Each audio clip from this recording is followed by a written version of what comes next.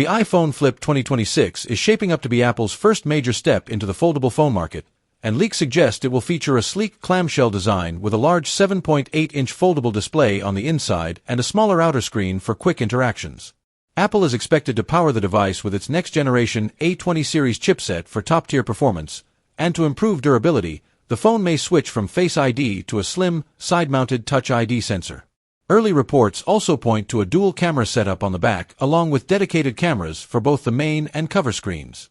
Launch expectations put the device in late 2026, likely alongside the iPhone 18 lineup, though production challenges related to foldable screens could cause limited availability. If Apple succeeds, the iPhone Flip 2026 could offer a premium folding experience that blends a compact, pocket-friendly form with a large display for multitasking, media, and everyday use.